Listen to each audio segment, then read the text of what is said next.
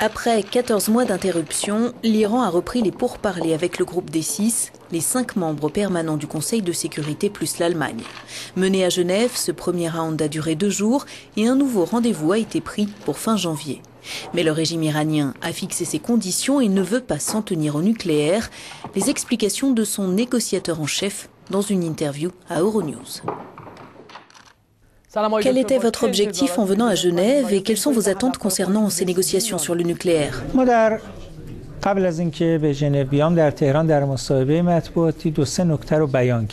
Avant mon passage à Genève, j'ai mentionné 2 ou 3 points importants. D'abord, j'ai fait savoir que nous n'accepterions pas que le droit d'un peuple fasse l'objet d'une négociation, car le droit d'un peuple ne peut pas faire l'objet d'une négociation.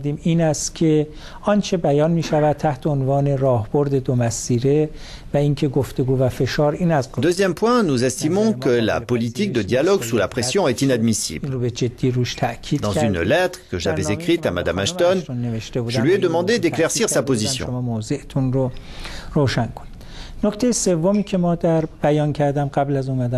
Un autre point sur lequel j'ai insisté avant ma venue à Genève est le fait que la République islamique d'Iran soit prête à utiliser son influence régionale au plan politique et économique pour servir des points communs.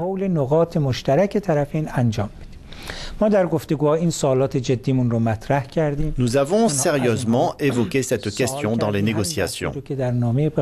Les grandes puissances ont donné leur avis et nous nous sommes mis d'accord pour poursuivre les négociations autour de ces points communs.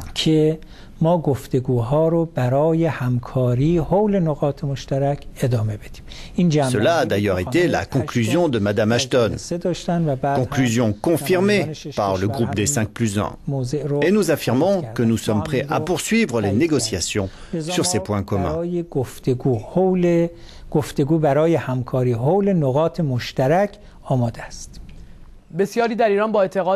En Iran, certains estiment que le pays a atteint un niveau d'autosuffisance nucléaire. D'autres, en Occident, pensent que les autorités iraniennes cherchent à gagner du temps et estiment inutile la poursuite des négociations.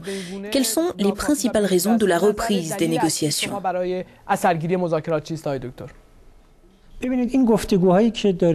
Le but de notre dialogue est la coopération. Il n'est pas focalisé uniquement sur le nucléaire. Ce dialogue est basé sur la coopération autour d'inquiétudes communes.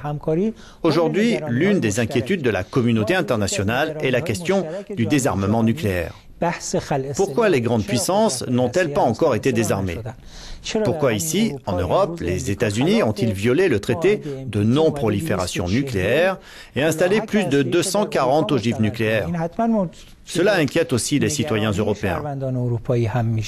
Ce sont des questions essentielles qui se posent aujourd'hui, notamment pourquoi certaines puissances nucléaires ont fourni l'arme atomique au régime sioniste. C'est une inquiétude partagée par la communauté internationale. Il faut tenir compte de ces inquiétudes.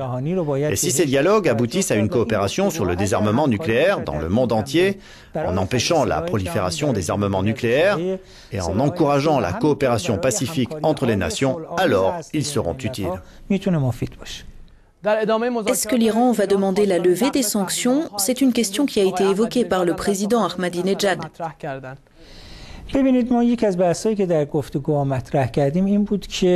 Écoutez, l'un des sujets que nous avons abordés dans les négociations est le fait que certains aient fait un mauvais calcul.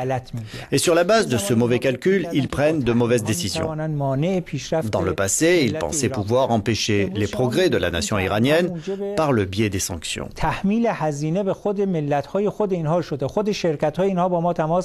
Aujourd'hui, nous constatons que ces sanctions ont eu un coût pour ces pays-là. Les entreprises de ces pays nous contactent et se plaignent d'être privées d'accès au marché iranien.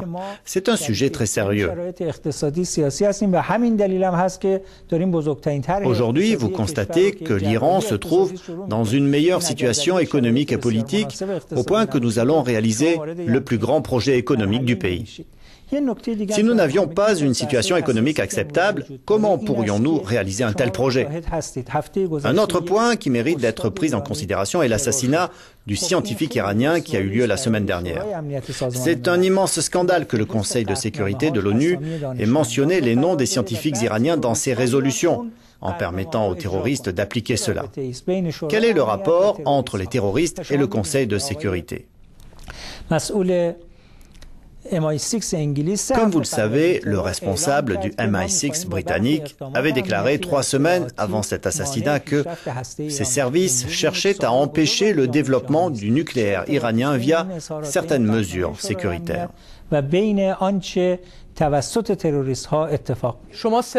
Vous considérez le Conseil de sécurité des Nations Unies responsable des assassinats de scientifiques ?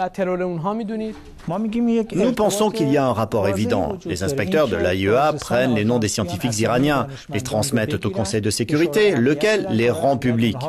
Et les terroristes les assassinent. Il faut fournir des explications à la communauté internationale.